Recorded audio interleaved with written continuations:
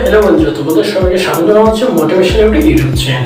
So বন্ধুরা, আজকের ভিডিওটি মূলত আমরা তৈরি করবো সেটি হলো এমন একটি বিষয় নিয়ে যেটা শুনে তুমি খুবই অবাক হয়ে যাবে এবং তোমার বিষয়টি খুলতে খুবই ভালো লাগবে। তো আশা করি ভিডিওটি সম্পূর্ণ দেখবে। ছোট্ট একটা ইন্টারভিউ দিয়ে আসলে ভিডিওটা শুরু করা যাক।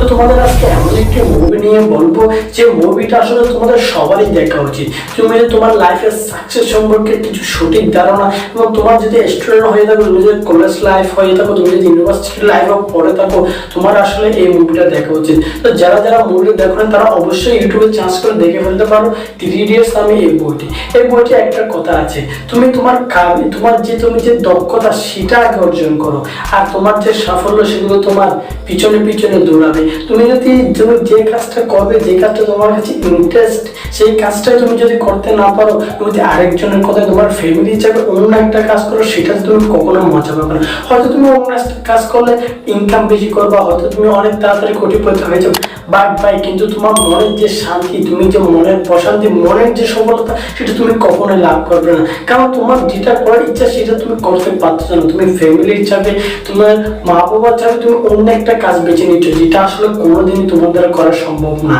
পড়ালেখা তো আমরা সবাই করি, সবাই কিন্তু টপ করতে পারে না। তো তেমনি তোমার জীবনকে তোমাকেই গড়ে তুলতে হবে।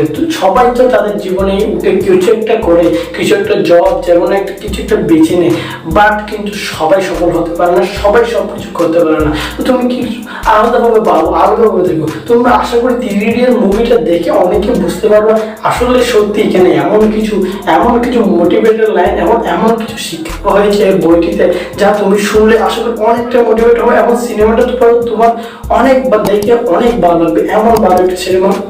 তবে আশা করি তোমরা সবাই দেখবে 3 ইডিয়টস বইটা। আমি ডিসক্রিপশন বক্সে কিন্তু নাম লিখে দিব।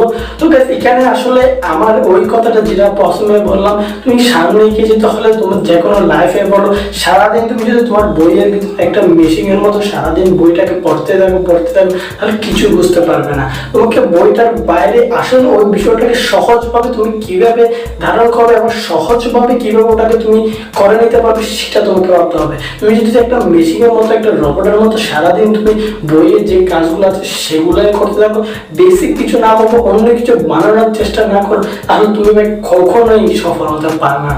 ওকে অন্য কিছু আলাদা কিছু করে দিতে হবে। 10 জনে যা করে তার থেকে আলাদা কিছু করতে হবে, দেখবে তুমি লাইফে সফল হবে। তো বইটি আশা করি দেখলে তোমার অনেক ভালো লাগবে। তো গাইস, 3 ইডিয়ট বইটি আমার এই ভিডিওটি থেকে যারা দেখছে, তারা অবশ্যই বইটি ভালো লাগলে আমার ভিডিওতে লাইক করে দিও এবং তোমার ভালো লাগলে অবশ্যই সাবস্ক্রাইব পাশে দেখো এবং কমেন্ট করে জানিও তোমার মূল্যবান মতামতটি। দেখা হবে অন্য কোনো ভিডিওতে তোমাদের মোটিভেশন। তো হ্যালো, যারা আপনারা মোটিভেশন কোর্স বা বিভিন্ন উক্তি দেখতে পছন্দ করেন, তাদের জন্য আমি একটি নতুন চ্যানেল করেছি, যেটা হলো ভয়েস অফ মোটিভেশন লিটু। আপনারা যান সেই চ্যানেলটি সাবস্ক্রাইব করে রাখুন। আশা করি ওই চ্যানেলের ভিডিওগুলো আপনাদের ভালো লাগবে। আমি ডিসক্রিপশন বক্সে সেই চ্যানেলের লিঙ্ক দিয়ে দিচ্ছি, অবশ্যই একটু হলেও ওই চ্যানেল থেকে ঘুরে আসবেন।